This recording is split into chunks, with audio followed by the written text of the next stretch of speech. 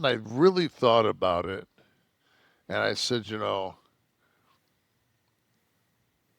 story last WrestleMania was that Cody wanted to finish his story. And he became the world champion, the undisputed Mm-hmm. world champion. And that's what he wanted. And that fulfilled his story. So Right. he went another whole year fulfilling that story and being the top merchandise seller and the man. And it just so happens that somebody's came back that has had an absolutely epic career, who's carried the fucking uh, carried the wagon for year after year after year after year. Um,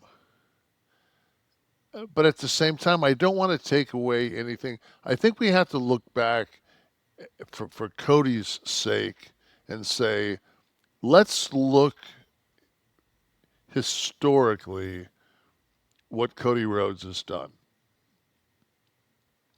Cody Rhodes was Stardust. Cody Mm-hmm. Rhodes said, fuck this. Had the balls to say, fuck this, left. Went on the Indies and then fucking started All In, which became AEW. And he basically, for a while, they were the hot fucking ticket. And that was all Cody. Cody and Dustin's match and outside of Chicago in that Sears building or whatever it was that I watched was one of those nights in my life where I was just like, wow, like that's fucking pretty epic. And this is like, th- these are Dusty's kids. I think Cody's at the point now where Cody Rhodes is no longer Dusty's kid. Cody Rhodes is Cody I Rhodes. agree. Yeah, And he's he's fucking distinguished himself absolutely, outside of and the shadow. Dusty's his father. Yeah. So, and I'm not saying Dustin hasn't done the same. I'm just saying Cody's done it in a huge fucking way by being, epically fucking the man. So now it's just everybody needs to take a breath, and that includes Cody. I'm sure that like it hurts. I'm sure there's a fucking. We all have that when you have that strap. When I gave it to fucking Brett at the Capitol Center at Survivor, it just takes a couple of days for you to realize, like, phew, man, I didn't realize how hard it was swimming with this fucking extra 20 pounds on. And he'll get there, and he'll realize that he doesn't need that anymore. You Well, know? that's what I was going to say. Do you think it hurts, or do you think he understands that this is Yeah, just he's smart, the man. next chapter? Yeah, and it's like He's he's young. young. He's young as fuck. Yeah, exactly. He's young, man. Like, enjoy some time just to number one, look back at what you fucking have accomplished. Because you know what, man? Before you know it, you're gonna be fucking 60 years old, and you're gonna wish you fucking dragged your feet a little bit and smelled the roses before fucking, you know. And I think we all have done that in our lives. When you look at it, it's just like, don't do like I did. Don't think that you're gonna have another 25 years with your kid. Mm. Enjoy your family. Enjoy if you got some time off right now, man. Fucking soak that in because don't worry, man. That fucking grind, it's waiting for you. Mm. How does Cody have to change now? Well, I'm just for me the curiosity is because uh, he was in no way featured on Monday. Like Cody didn't do like Randy Orton got to Cena. Mm-hmm. You know, so Why?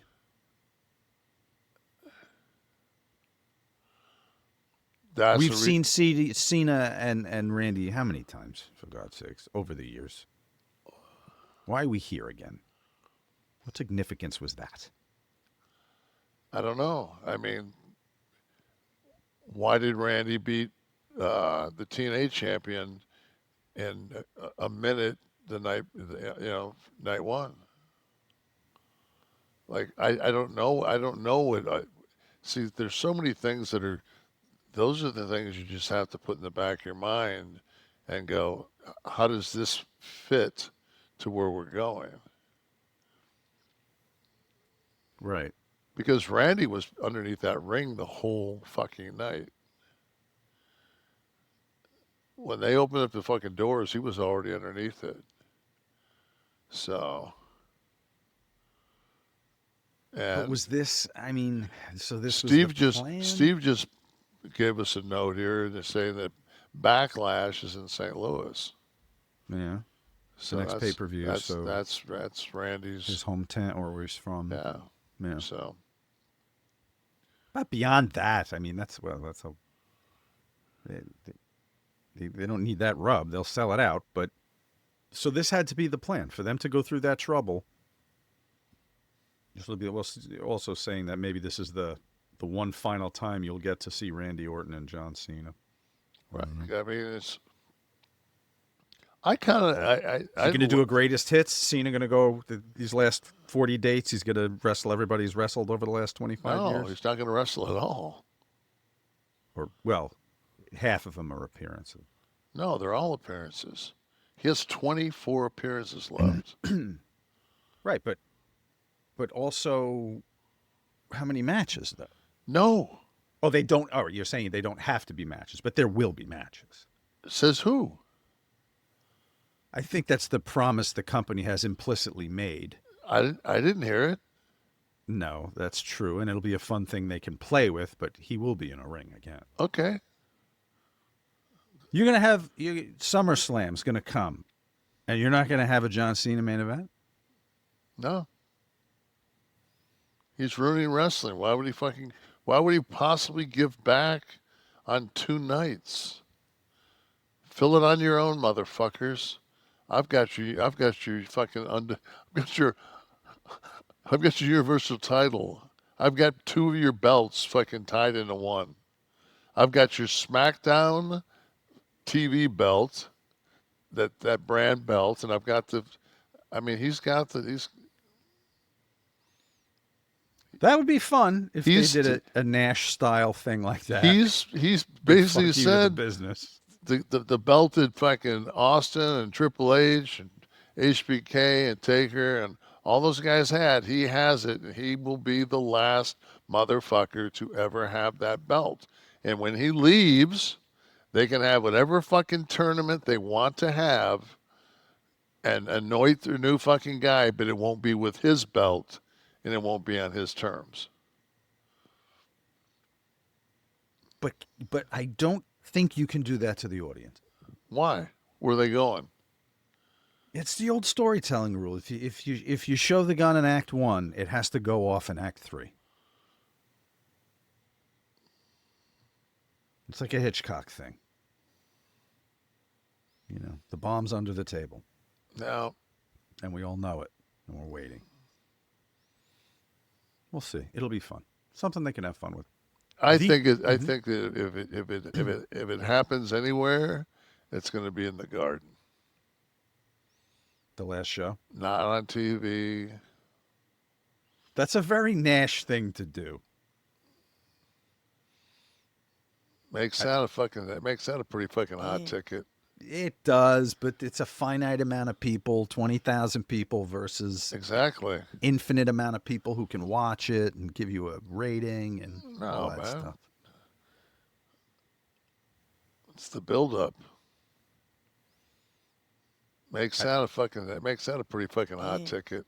It does, but it's a finite amount of people, 20,000 people versus Exactly. infinite amount of people who can watch it and give you a rating and all that stuff.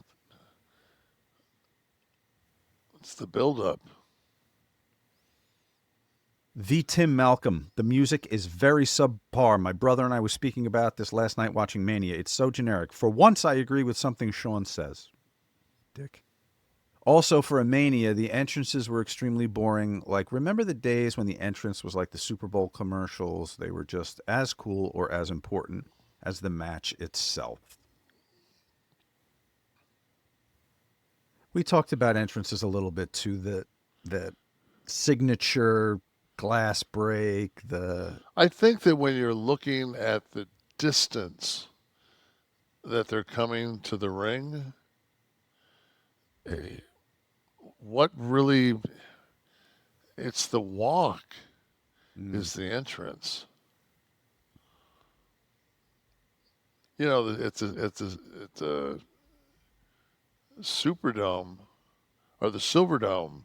They brought the motherfuckers down in those motorized gimmicks. Yeah, the little carts. Yeah, like that's now these guys are walking, 75 yards to like how much of an entrance can you can have all the shit you want to. Then after that you still got 75 yards to fill fucking talking about. So Yeah. yeah, I mean, with the packages and everything else, it's just like get them to the ring, fuck the entrance, the bullshit. Like nobody needs to fucking land in a helicopter, come off of the like out of the ceiling, just walk down there, fucking have your match, tell your story, fucking next. Just get it in. Yeah, We have more to dissect here about the big event. Something about the Cena Cody match that I thought was weird for them to book was his hesitance to use the belt in the spot was the same as AJ not wanting to use the brass knucks when he was being encouraged to do so. It was like that same moment, which I thought was weird. Why would they do that? I think in a world of in a world of gray, it's nice to have a black and white situation where they take the white, like that's the and both guys took the right stand, didn't take the shortcut, and it cost them both. And there's the lesson of WrestleMania. Exactly. So We know where nice guys finish. stab him in the fucking throat with a fucking with a fork when you get a chance.